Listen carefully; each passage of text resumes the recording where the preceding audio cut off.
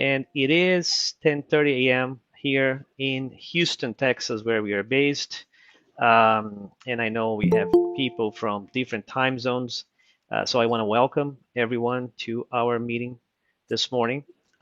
It's a special morning here for us because we have a very dear friend of ours joining us this morning, Luiz Lima, who we've met a long time ago. I'm not going to disclose when because that's going to show our age.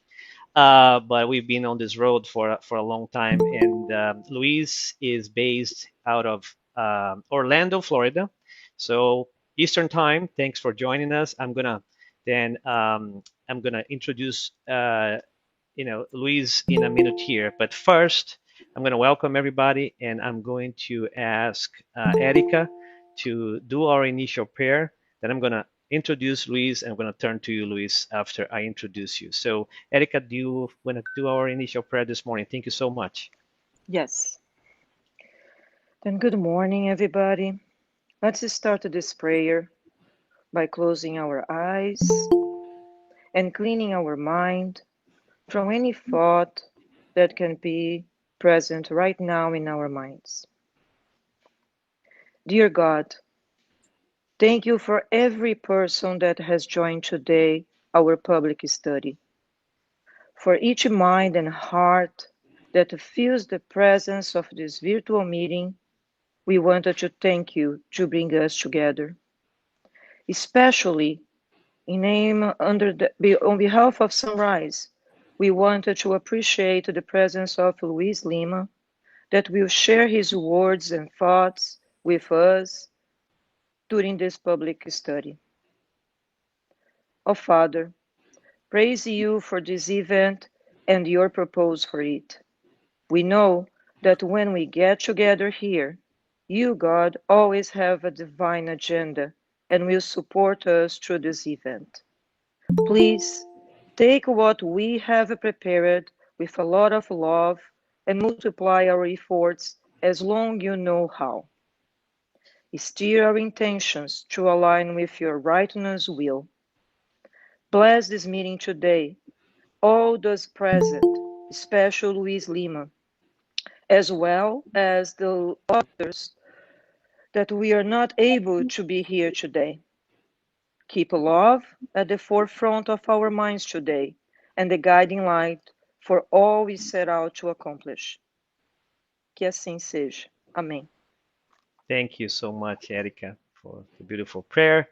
So again, good morning, everybody. For those of you who just joined, you missed a really, really good prayer. Thank you so much, Erica. I'm gonna introduce our, special friend this morning here with us, Luis. Then we'll go through the public talk, and we'll have potentially some time for Q&A. So put your questions, please, on the chat, and then we'll do the final prayer with Christina, and Claudine is going to do the announcement. So today we have Luiz Lima talking to us about aspects of divine justice. Luiz Lima was born in Rio de Janeiro, Brazil, and then in 1990 he moved to the United States, where he came in contact with Spiritism a few years later. He's been lecturing on Spiritism in both Portuguese and English in local and national seminars and events. Luis holds a bachelor's degree in engineering and currently works in the computer network industry. Luis, thank you so much for being here with us. The floor is yours. The screen is mine. The screen is yours. The virtual floor is yours.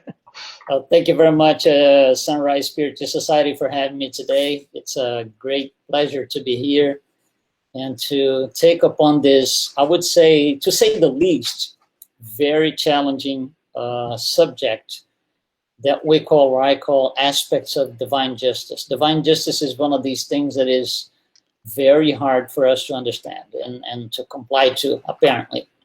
So we wanted to touch bases on a few things that probably that's where, our connection to divine justice is lost. So we want to bring these points, and it's really going to be interesting if you can participate with questions and comments and suggestions. So I'm going to start with a question. Okay, so just listen to the question, think about it. Actually, you can think about it for the whole presentation here, because we're going to come back to it at the end and try to respond to that. Here's the question. Do you think that the crucifixion of Jesus was just and fair? Wow, tough question, but that's not all of it, because you can just say yes or no here. But why? How you yourself, not to me, how do you justify your answer to yourself? Okay, so was the crucifixion of Jesus just and fair, and why? Well, we can have different opinions. Different people think different ways. Of course, for Spiritism, there's only one answer, and we're going to bring it to you at the end. You know, why exactly with or Spiritism considers it to be just and fair or not just and fair. Okay, so have that in the back of your mind. In order to do this, we need to develop the subject a little bit, trying to understand divine justice so we can answer to the question. So we're going to start. We're going to do 5 case studies here real quick before we can actually come back to the question and respond to it. And the first one is the citizenship of Dred Scott. Dred Scott, this is actually here in the US in 1857. 1857, the codification is being born in France, and we are here struggling with something else, which is slavery. Dred Scott, he was born a slave in the state of Missouri at the time, and his owner sold him at a certain point to somebody else. The new owner moved from Missouri to the state of Illinois, and then later on he was sold again and moved to the state of Wisconsin. The states of Illinois and Wisconsin at the time, of course, they were states where slavery was illegal. So, and he had been in these 2 states back and forth for 4 years. So at a certain point he said, hold on, I've been living for more than 4 years in states there where slavery is illegal, so I think I deserve the United States citizenship, American citizenship. So he goes into the proper channels, through the proper channels, fills out the paperwork, requests an American citizenship for himself and his wife, Henriette. So, of course, you know, they got together and they declined. So they decided for 7-2 votes against giving him the citizenship. But all 9 judges, the result was 7 against him, 2 in favor, so 9 judges. The judges cannot just say yes or no. They have to write a justification on why they're voting yes, why they're voting no. And that creates a lot of paperwork. And from that paperwork, from that entire collection of paperwork, we extracted 6 phrases. These are not my words. Number 1, a Negro is not a human person and is property of his owner. Wow. A free Negro of the African race is not a citizen within the meaning of the Constitution of the USA. Oof. They, Negroes, are regarded as being of an inferior order with no rights which the white man was bound to respect. Those who believe slavery is wrong should simply refrain from having slaves. A man has the right to do anything he wants with his property, including his slaves. And here's the last one. The Negro might justly and lawfully be reduced to slavery for his own benefit. Oof. We need a moment to breathe, right? After all of this. This is 1857, 160 some years ago. Wow. Now, for us, we look at this and it really makes us think about it. But for the time this came out, it wasn't anything absurd. It wasn't anything out of the ordinary. It was a sentence that everybody said, oh yeah, that's okay. Just another case, just another sentence. Nothing to worry about, nothing to be, discussing about. You see, try to get into the state of mind of the time, right? And then his case, Dred Scott's case, is a pivot case in the American Declaration of non-slavery in this country, which happened only 6 years after that. Wow. Okay. What do we take from this when we are talking about divine justice? Would God ever write these 6 phrases that you see here? I don't think so. I don't think so. But we did. We as people, incarnates or society or, citizens, we did. So there are aspects of the human justice which are not part of divine justice. One of them is time. Time matters. You see, this was in 1857, 7 years later. We had a totally different thing. The outcome would have been different if he had asked for the citizenship, let's say 10 years after that. So time matters. Time makes the law change. Place matters. If that would have happened in another state, maybe in another country or something, it would produce a different outcome. So time matters, place matters. And a third aspect here, on this case, we're going to look at more cases. On this case, social status matter. Well, when you look at these 3 things, time, place, and social status, I don't think divine justice uses any of these for any sort of outcome. These are human aspects of justice, not divine aspects of justice. All right, so we saw 3 things. Let's go into more. Let's look at this case number 2 here. One of the most famous, unfortunately famous, in terms of curiosity from tourists all over the world, especially Europe, the community of Rocinha. It's a big slum community in Rio de Janeiro, Brazil. When you look at this picture here, you don't have to know what the city looks like, but just looking at the picture, you see some nice buildings on the back part of the picture. On the front part, that's where the Rocinha community is, and you can tell the difference. There's a tremendous difference of wealth just by looking at the picture. This community is surrounded by the 2 most, I would say, wealthy or the wealthiest neighborhoods in the country, not in the city. Okay, so it's stuck right in between. The population on this community is about 70,000 people.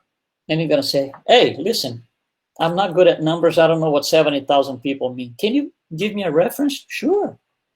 Here's a reference. Houston, Texas. Back to you guys, right? 2.1 million. So that's 32 times almost the size of Rocinha. Dallas, Texas, 1.2 million. New York City, 8.1 million.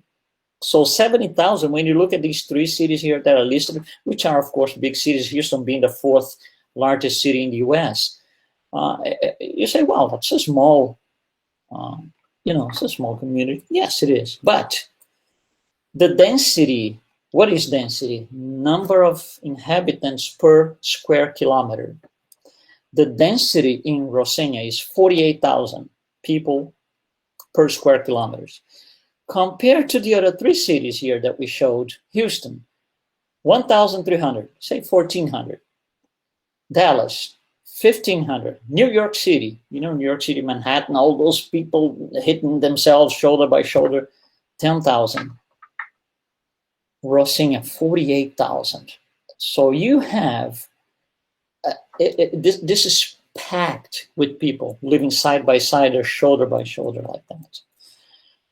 Now, here's another picture that you see taken from further down. So you can see the wealthy neighborhoods on the back of the picture and community of Rocinha on the front.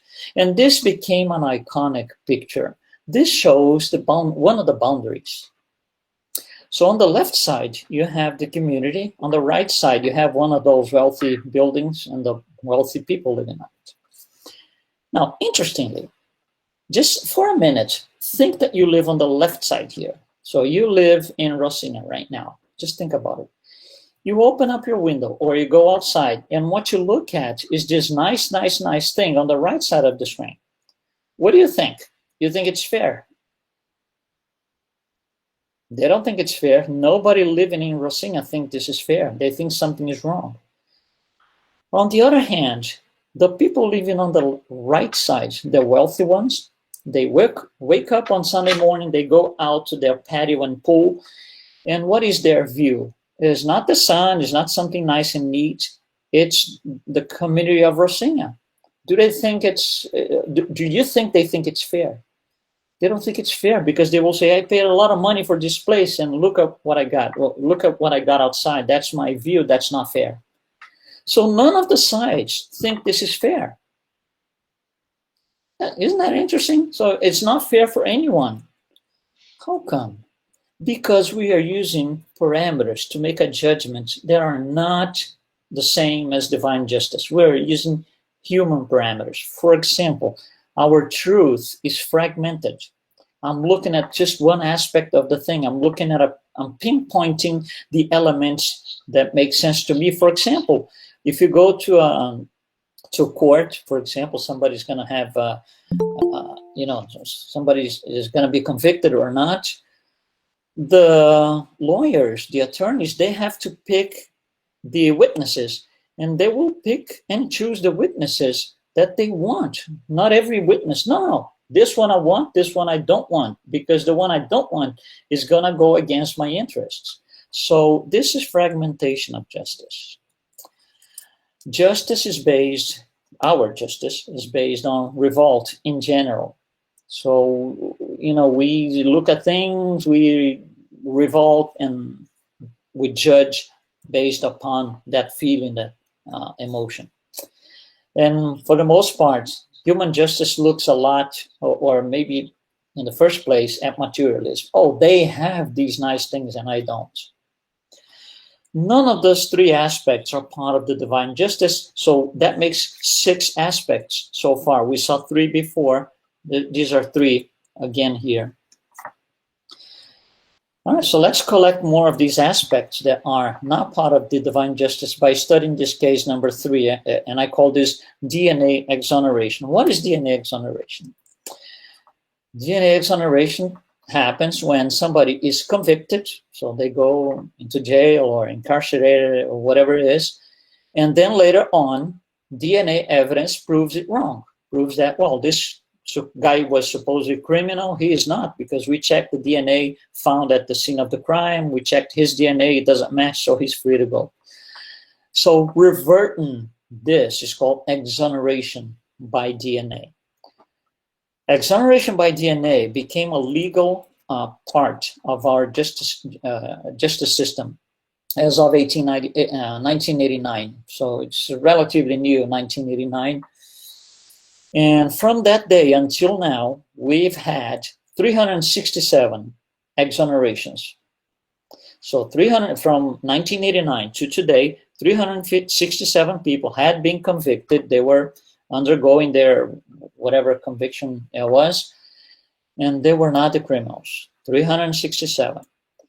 Out of these 367, some numbers come up, and these numbers are absolutely alarming. First of all, to get exonerated, meaning really walk out of jail back into society, it takes an average of 14 years. Yeah, 14 years for something you didn't do. Most likely, you don't even know what the case is.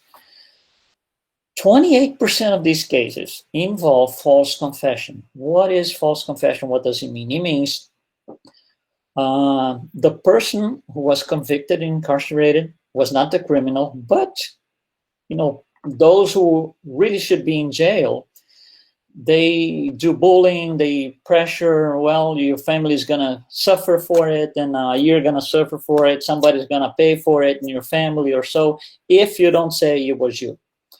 So because of that, a lot of people, they will take the blame and say, yeah, it was me. And they go to jail to spare the lives of their relatives and so.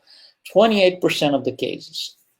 Now, out of those 367 cases, 21 of the convicted ones were serving death row. Can you imagine that? You don't even know what the crime is about, and you're on death row now. Something is wrong, right? I don't think God would do anything like this. There's more. Almost half of these cases, convicted people, because of forensic mistakes. Forensic mistakes can happen in two ways. One way is the evidence that it's in place is not really, all put together, is not an easy black and white analysis. So there's going to be some judgment from those who analyze. And, they just get it wrong. That's what we call involuntary forensic mistake. But there are voluntary forensic mistakes in which you choose to convict people to save or spare, somebody else, or to whatever it is. But there's intention. It's intention. And that happens in 50% of the cases. You send people to jail, incarcerate them, because somebody chose to not happen in a different way, to have a different outcome. And this is the most impressive of all. 70% of these cases, these people were convicted by visual ID. What is visual ID? We see that a lot in Hollywood movies, if you haven't been to a court yet. Visual ID. When you think you got somebody, the victim has to, or witnesses have to identify the guy or the criminal. So they put these people in a room where there's a window, a glass window, where these people, these supposedly criminals, supposedly one of them is a criminal, they don't see you, but from the other side, the witnesses and victims are in there, and they're going to pick one. They're going to say, they're going to look at all the 5, 6, 7 guys in line, and going to say, oh, it was that one. So that is the victim telling the justice it was that one person. In 70% of the cases, the victim said it was him or her, and it wasn't. Wow, something is wrong, right? Something is wrong. What is wrong? It's the moral values of the entire system of justice, what it uses to outcome with results. The person mostly is in conflict. So all that matters now is put somebody in jail, and I got this done. Take it out of the way because you don't want to face it. And then you send anybody to jail. It doesn't really matter who. 70% of people convicted for something they had no idea. Really sad, right? Yes, it is. And that's where this guy comes in, R.T. Williams. He was one of these wrongly convicted fellows, and he spent a long time in jail, 37 years.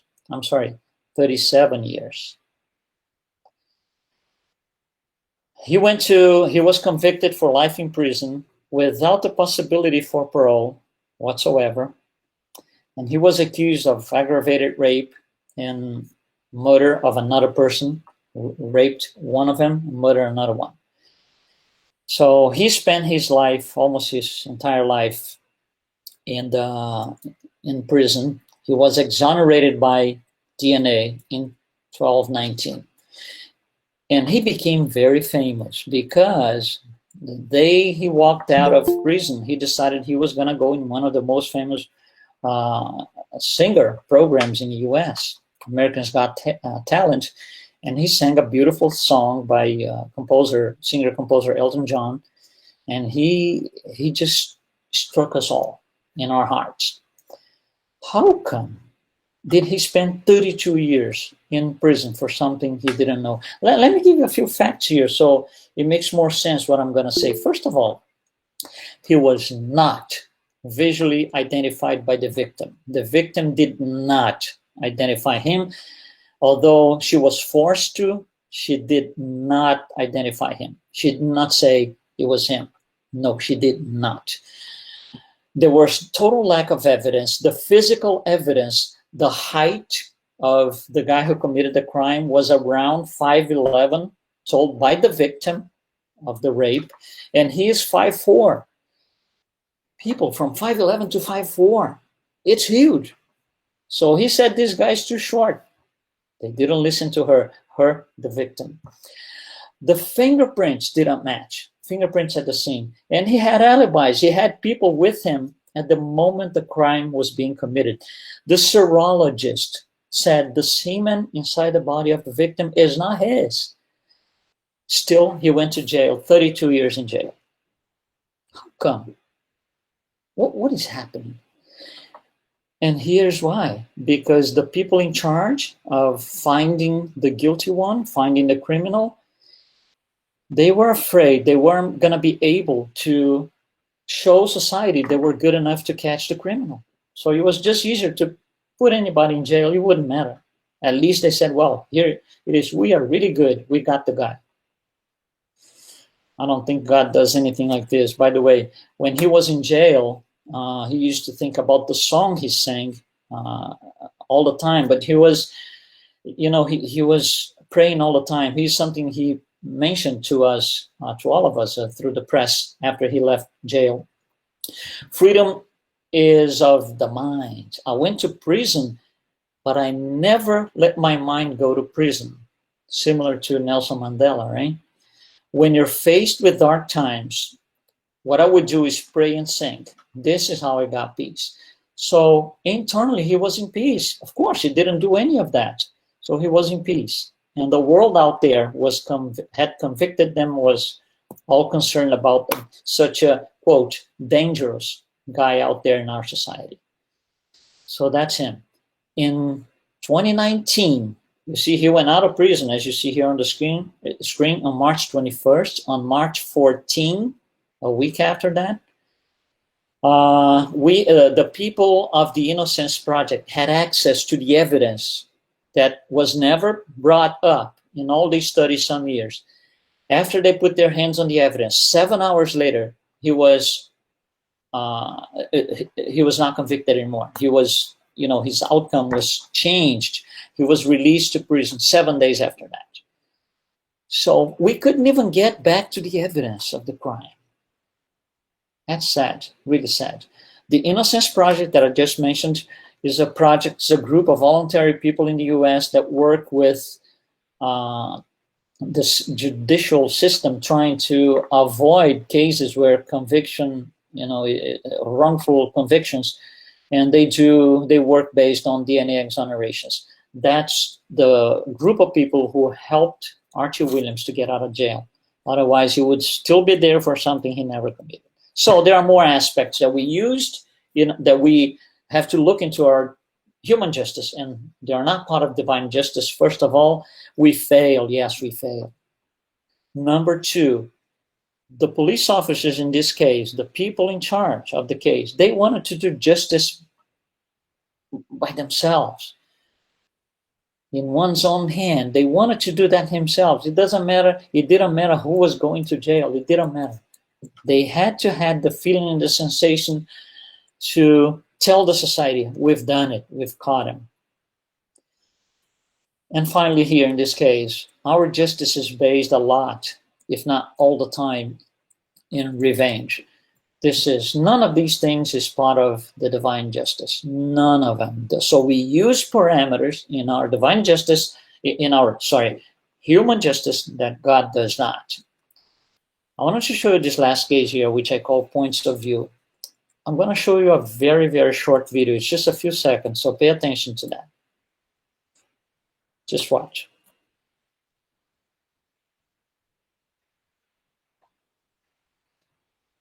Okay, I don't know about you, but I'm going to tell you what I see.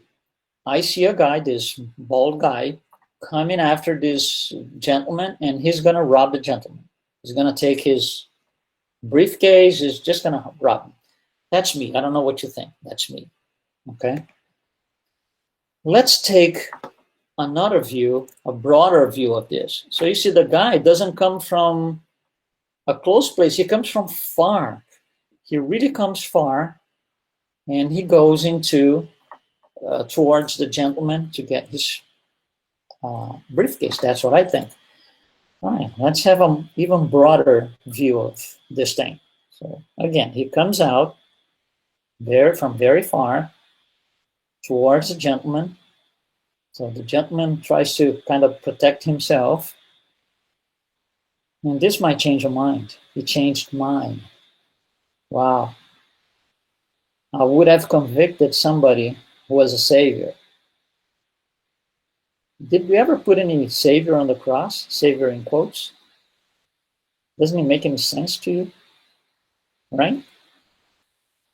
You see, we use parameters that are not part of divine justice. This is personal justice. I myself, I'm speaking for myself. I looked at the scene, the first scene, and I said, this guy's guilty. Let's get him. Let's book him. Personal justice. Punctual justice. I just looked at the fraction of a second that the guy was approaching the gentleman and grabbing himself by his hands. And third, we tend to look at the expressed cruelty. Expressed cruelty is not an expression that I created or I came up with. It's by Spirit Emmanuel. Expressed cruelty. Our justice system looks for that. We as humans, when we judge somebody, we look at the expressed cruelty. So that's why our justice fails. If we go broader, past one lifetime, we know we are immortal spirits, so we incarnate, discarnate, and through a sequence of these, we get better towards perfection. So let's say that on a certain incarnated life, this one here you see on the screen, I commit some sort of crime. Right there, right on that spot. Human justice is gonna look at that one point in the whole span of things. It's gonna look into that one point and make a decision. The outcome comes from that one, from kind of putting a magnifier on that one spot and making a decision. Divine justice looks at everything that from simple and ignorant until that moment. And that's where the outcome, that's when the outcome is produced. There's a huge difference. Reincarnation. We don't have that in human justice. It doesn't even make sense for our justice to consider reincarnation. So our justice is always going to be fragmented. So reincarnation changes everything. That is the key for divine justice and to bring us the outcomes necessary. Really quick, without going into much details on this, because that's not our purpose today, but from God, we know from the Spirit's book, two things come out: spiritual principle, material principle. The spiritual principle will develop from simple and ignorant, becomes intelligent principle, later on becomes spirit that produces a perispirit and a physical body. Human justice, and this is several different layers here, right? Human justice is only at the physical body level. There is no point, it makes no sense to talk about human justice and perispirit, spirit, intelligent principle. That's not what our justice looks at. It can't get past the material level. Our justice is for the incarnate life. When you die, whatever the outcome does not apply anymore. So there's a tremendous difference between human justice and divine justice. Let's try to just list them together here, see if we can get a better understanding, a better overview of this. What is the range of our justice? It's just here, where I am, my group, it's tribal, it's personal, social, maybe, the country, but that's it. Divine justice is universal. We use as a reference to make something right or wrong, legal or illegal. We use our references. What is the reference? It's something that we wrote ourselves. So I can write a set of laws. You're listening to me. You can write your own set of laws that they don't align. So which one do I use? You see, our references are created by ourselves. Divine justice uses one reference, which is the greatest law of all: justice, love, and charity. The foundation for our human justice is revenge and judgment. For divine justice is not. It's universal balance. You did something here that disturbed the universe per se, you're going to have to do something else that fixes it later. And it doesn't have to be in the same form. It doesn't have to be an eye for an eye. You kill people in this life, next life you're going to maybe save lives. On another incarnation, you're going to be a doctor, maybe you work with children in daycare, you're going to save lives. The integrity of our laws. It's awful because it's all fragmented. The truth are pick and choose. I pick and choose what's true, what's not. There are nuances, favoritisms. There's no such a thing in divine justice. It's impartial, comprehensive, same for all periods. Longevity of our human justice. Well, we keep changing it. It lives because we keep changing. Well, let's adapt this and let's adapt that. Now things change here and there. We saw several cases here. Divine justice does not take any of that. It's eternal, doesn't change, and it's timeless. Our justice accepts and takes influences from cultural levels, social status, and different things. Divine justice, it can only be influenced by one thing, the level of responsibility of those who transgress, cause the transgressions. Our laws use relative references, divine law doesn't. What do I mean? Well, think about this. Go back, say, 20 years in time. Think about the very first, but really the very first cybercrime. What is a cybercrime? Somebody with a computer stole money from one bank account to another bank account. Okay? So let's say you stole money 20 years ago, and then you got caught. This guy got caught. What kind of penalty am I going to give it to him? There's no reference. Nothing ever was done. So I'm just going to say like this. I'm going to have to create a new law or a new something. And I'm going to say this guy stole $1 million. He's going to spend, let's just say, 1 year in jail. 1 year later, somebody else commits a cybercrime and steals $10 million. What am I going to do? Well, I'm going to use references that I created myself. Wow, this last year, this guy committed a crime. He stole $1 million. He spent 1 year in jail. This guy now stole $10 million. He's going to spend 10 years in jail. Relative references. There is no such a thing in divine justice. Our laws are flexible. They allow for negotiation, talks, bargain. Divine law is personal, not transferable. Period. The purpose of our human laws is re-education for the material life. The purpose of divine justice, re-education for spiritual life. You see, you're never gonna see here in our divine justice something like this. Your crime was so horrible, so horrible, so horrible that you're gonna spend the rest of this life in prison and the first 10 years of your next life. It doesn't make any sense, right? Yeah, but it does for divine justice. So the purpose is different. The max penalty on our system here, in our justice system, is either life in prison or death row. Divine justice, so it has a limit. It has a limit because when the physical life ends, the penalty is done. Not in divine justice. You're going to be paying until you offset what you did. And that comes with personal improvement. The visibility of our law is very punctual. I look at what I see at that time, at that point in time. Divine justice looks at something different, to each according to their deeds. It's a different way of seeing things. It's a different angle altogether. Our justice clings to materialism. Divine justice does not. It's a cosmic thing. Everybody, anytime, anywhere. The judges in our system are third-party people. For example, I committed a crime against somebody. We go to court, both of us. The person who's going to make a judgment is a third person who doesn't know me and doesn't know him. It's totally separate. He's going to just read the evidences and make a judgment. In divine justice, the judge is the offender. Can you imagine our justice system? If we get here and we go to jail for some reason, and the judge comes to us and says, listen, you've been accused of this, this, this, and this, and we have proven that, and you have acknowledged.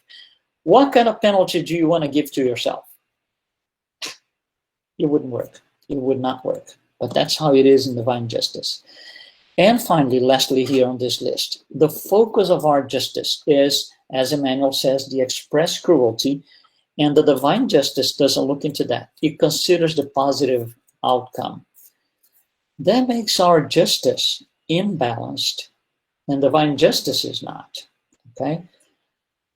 I'm looking at the list here. We're going to focus a little bit on this last line. Human justice looks at the express cruelty. Divine justice considers the positive outcome. And that, by Spirit Emmanuel, is what we are going to use to respond to this question, coming back to it. Do you think the crucifixion of Jesus was just and fair, and why? I'm going to say this. If Jesus had died of an old age, we wouldn't have the same outcome that we had with the way things happened. We would not have half of the planet following him. The outcome made it just. Although several of us, still think it wasn't. For those of us who think it wasn't, we need to understand a little bit more. It needs to be a little more clear for all of us what is divine justice. And it had to be the way it was. So because we don't understand all of that, we get hit by the divine justice truck all the time. We get ran over by it several times a day because we are looking at the manifest cruelty, the expressed cruelty. In the book Heaven and Hell, Allan Kardec publishes something very interesting called the Penal Code for the Future Life. What is the Penal Code for the Future Life? It's like a penal code. Well, what is a penal code for our justice here in any of our countries? It's a list of, if you do this, that's going to happen. For example, let's just make it simple. If you rob somebody, you're going to spend 1 year in jail. If you kill somebody, 10 years in jail. And so I don't have to kill somebody to make sure I'm going to spend 10 years in jail. It's already written. The Penal Code of the Future Life in the book Heaven and Hell is exactly the same thing, but not for an incarnate life, for the immortal spirit. So if we do this type of transgression, this is what's going to happen. If we do that type of transgression, this is what's going to happen. It's all in there. We don't have to commit those to know what's going to happen to us. And I wanted to bring it to a final thought here.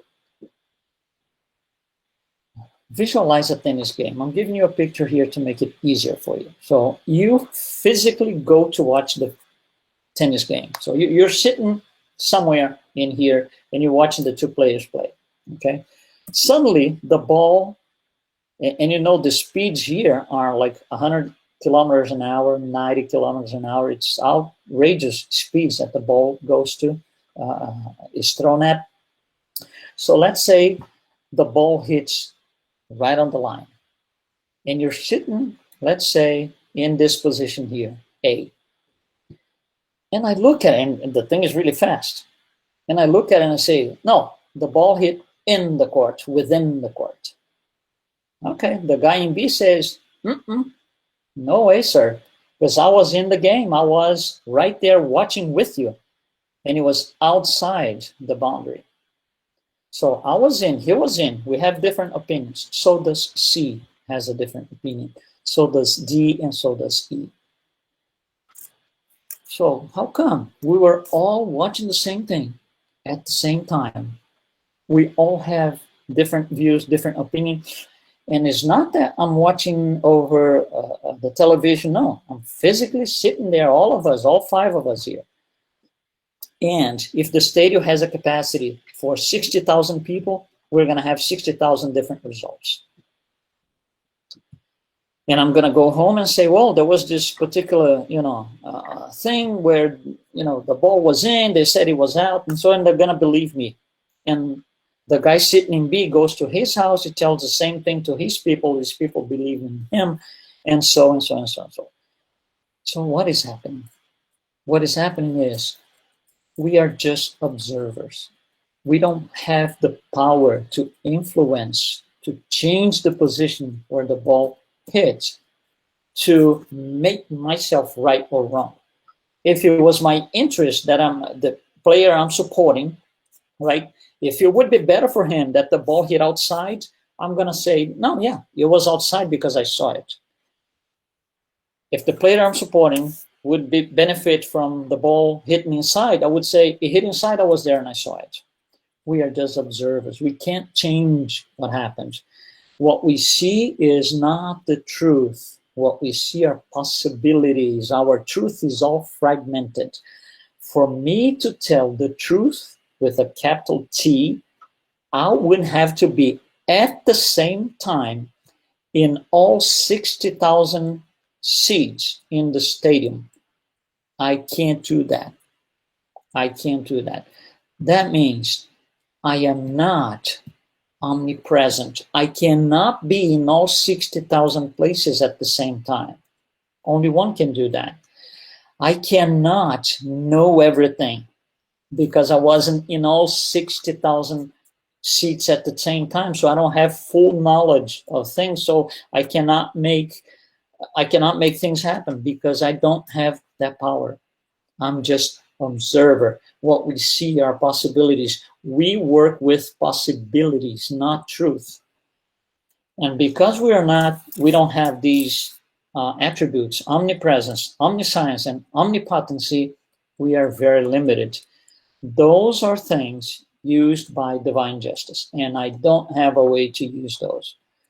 That in itself differentiates, besides all the other ones, aspects from divine justice from human justice.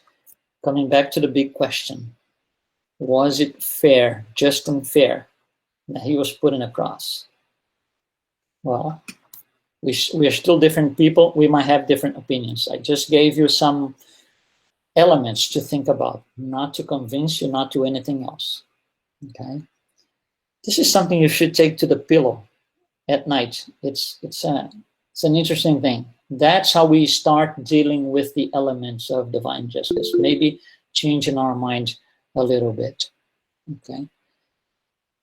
All right, guys. That's what I wanted to bring to you. So if there are any questions, if we need to address something, please feel free. I'm just going to shut down my screen here so we can keep discussing the issue. Thank you.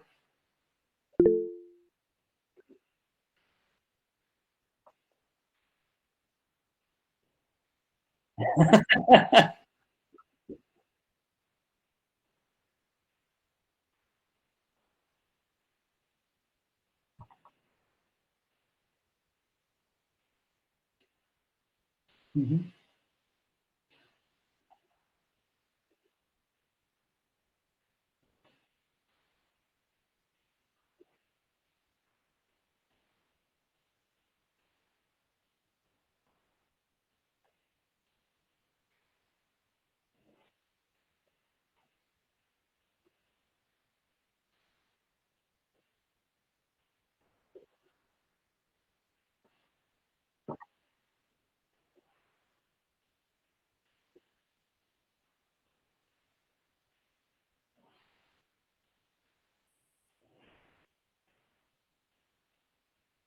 No, revolt never. By the way, Spirit Emmanuel says revolt is synonymous with incomprehension. If you revolt, there's something you're not understanding. So stop revolting. Stop.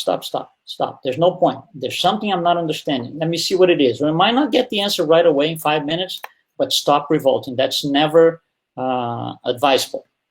Okay. So yeah, a lot of the things that we see in our society, they cause revolt. We want to just, get out of our houses and get our hands and do something. No, it's not going to help anything. What we can do is, first of all, internalize all of this, comprehend what this is, and then start promoting for ourselves first. I need to be part of this thing. I can no longer do, these types of transgressions and so. And once this is being in practice, we are going to take it outside. You see, I have to have these things automated in my perispirit first, and then I can, by example, bring it to others. How much do you think Jesus had to suffer and think before he did some sort of charity? Even the simplest. Didn't have to, oh my God, tomorrow morning I need to do charity. Never. It was automated in his perispirit. For us to do charity, we have to build a strategy. Oh, I see that person right on the street. He needs some money to eat. Should I give him money? Is he going to go buy drugs? You see, that strategy, that's not charity. That charity is not automated in our perispirit. So yes, what we need to do is automate these things in our perispirit first. How can I do that? Number one, understanding the difference. Time and place, all of these things that we discuss here, they are not part of human justice. They are not part of divine justice. We use them. If I still use them, stop, because they're not right.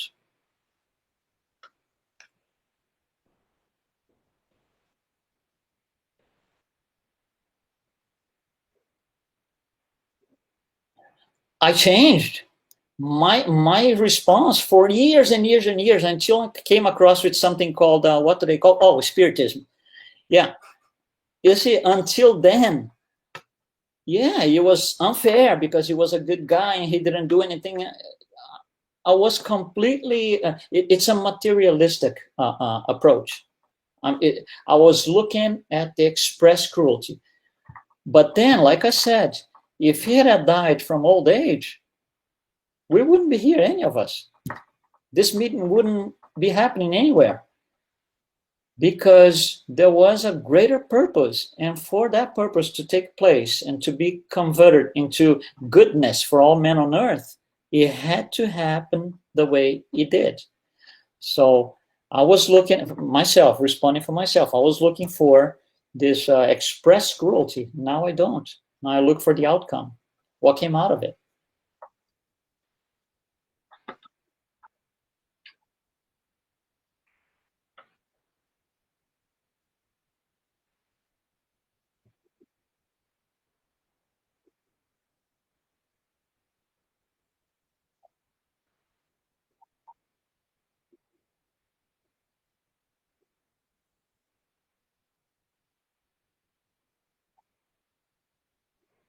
All of them.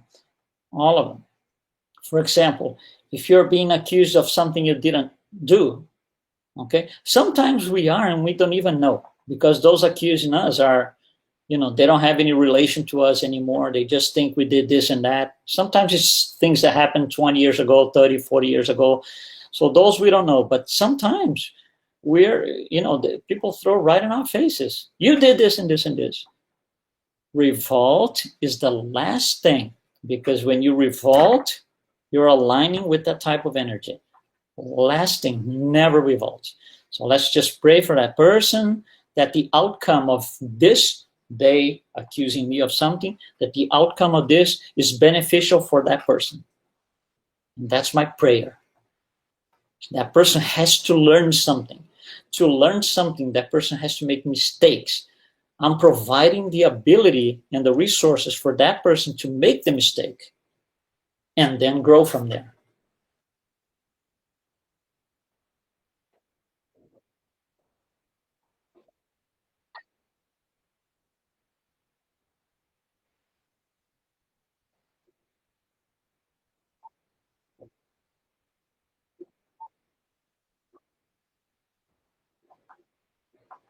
Yes, according to Spiritist a line of thought, yes. That the Spiritist philosophy, that's a philosophy. Okay, yes.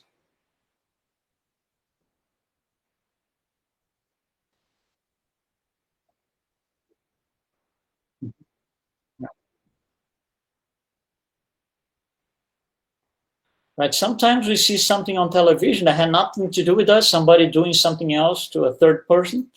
But we're just watching, and the sun comes up all the way up. The blood comes, you want to just hit the television. Yes, it happens. But that does not help any of the two people involved, and it still makes it worse for me.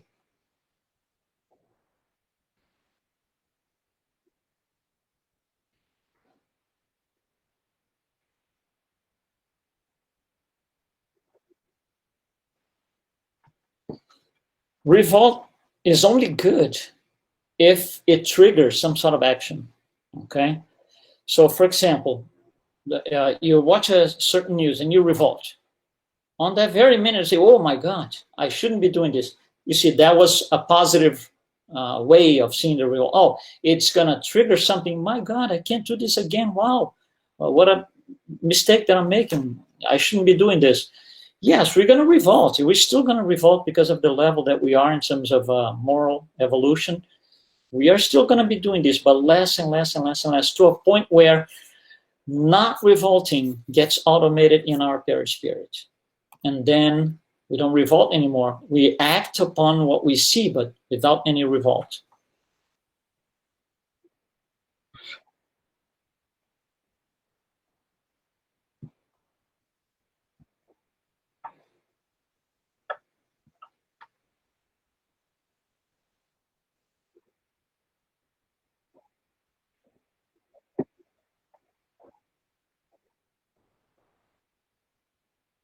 Yeah, if you look at the Spiritist categories that Allan Kardec put together, starting from the impure all the way up to the pure ones, the less advanced the spirit is, the more it's going to be doing this. The more it's going to be, living and feeding injustices of all types, anything like this. As the spirit progresses and keeps coming towards superior spirits, good spirits, that diminishes automatically to a point where it will no longer happen again. But yes, a lot of these groups, and I'll tell you one thing, I get a lot of this in our talks and our conversations of people saying, well, it looks like everything's getting worse. Everything's worse now than 3 years ago, than 5 years ago, than 10 years ago. It wasn't ever so bad as it is. Okay, that's revolt, right? Okay, this is what we should think. If we are gonna go to the next level in planetary terms, meaning we're gonna get away from trials and expiations into regeneration, all the spirits that are part of the planet, all of them, incarnate and discarnate, they have to evolve. Those who are not able to evolve, they will be transmigrated somewhere else. Now, if we are 7 billion here incarnated and 20 billion discarnated,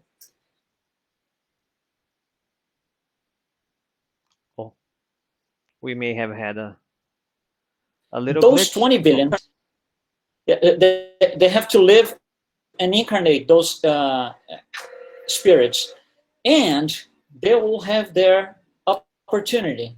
If they don't do it, they'll be transmigrated.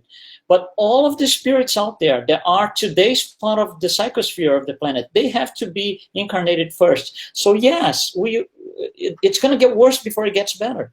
It has to, because it's a natural course of things. Those spirits sitting out there in the dark zones and so, they have to come down to prove to themselves, oh, I can't make in this planet anymore. I need to be somewhere else. But they have to be given that opportunity. And being given that opportunity is part of divine justice. Perfect, Luis. Thank you. Thank you so much for, again, the provocative thoughts. We have a lot of great stuff to think about. So this was tremendous talk. So thank you so much for being here with us again. I will invite our dear friend Christina Borneo then to take us to the next activity here, which is our final prayer and irradiation, and then Claudine is going to give us our final announcements. So Christina. Yes, I'm here, sorry. No problem. Thank you, Luis. So let's close our eyes and let's concentrate. Dear God, our Father, Jesus, our beloved Master, spiritual mentors of Sunrise, our individual mentors who are always by our side, inspiring us, giving us encouragement each day. With deep respect, we are grateful to you for being able to reach the end of another meeting, learning the gospel of love, helping and being helped. We thank Luis for the lecture this morning and for his beautiful work. We thank all Sunrise workers and volunteers.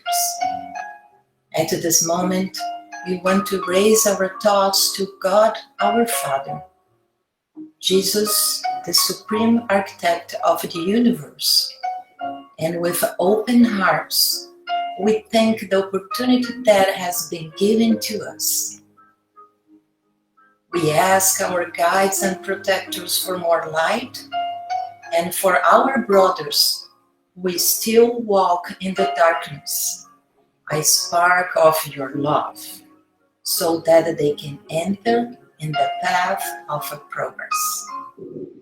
May we, at the next meeting, be gathered here in the practice of the good of love, and may your phalanges of workers support us, help and strengthen our faith.